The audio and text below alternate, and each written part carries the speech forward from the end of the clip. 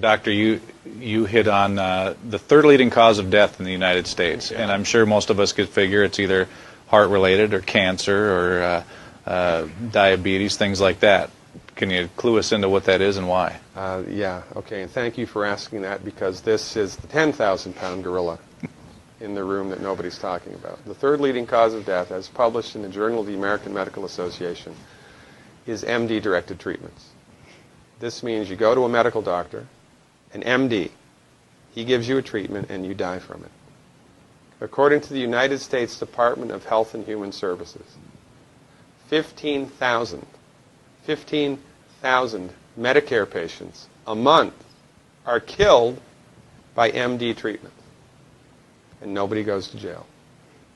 A handful of terrorists fly 2 planes into the Twin Towers. 3,500 people die and we go to war. But 15,000 people a month are killed by medical doctor treatments, and we don't bat an eyelash.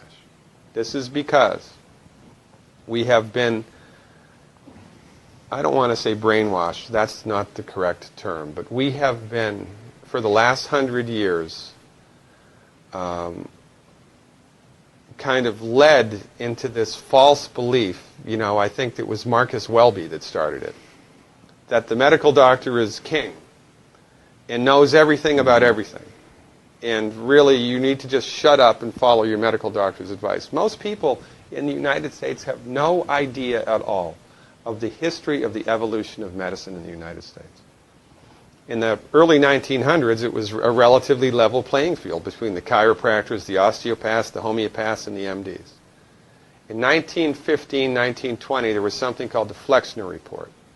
The Carnegie Corporation funded this man named Abraham Flexner. He went all around the country, and he went on stagecoach and train and horseback. This was before the interstate highway system, right? It took Flexner 5 years to do this. He went all around the country and did an inventory of all of the medical schools that prescribed drugs. He brought the list back to the Carnegies, who own drug companies, and then the Carnegies and the Rockefellers gave millions of dollars of free money to the medical schools and hospitals in the United States that were prescribing drugs. That was the beginning of the end. After the Flexner Report, there was no more level playing field in the United States. And the MDs started a juggernaut that's taken off. Most people in the United States think that the predominant medicine here, MD-directed pharmaceutical medicine, we think that those guys are top dog because their therapeutics are better than the homeopaths or the naturopaths or the chiropractors. It's not. They're in the driver's seat because of political and financial coalitions that were built at the turn of the century that most people have no idea of at all. And it's a gigantic problem. And I mean, it's crazy, right? It's the third leading cause of death. And yet, when the government makes noise about messing with people's insurance, everybody freaks out. And that's a whole other thing to talk about, isn't it? Because what is medical insurance? When you buy medical insurance, what are you doing? You're betting that you're going to get so sick you will not be able to afford it. Right? Yeah. Right. And then, so you pay good money every month to gain access to a system of medicine that's the third leading cause of death in the United States. We need our heads examined, quite frankly. That's why we give, Dr. Wallach and myself collectively, we give 400 free lectures a year. And we're building a grassroots network because people don't know this. I mean, people, I come to my lectures and they look at me and say, couch potatoes live longer? Medical doctors are the third leading cause of death? You know, what's going on here? We're like the people, you know, in Galileo's time saying, hey, everybody, you know, it's the sun that's at the center of the solar system, not the earth.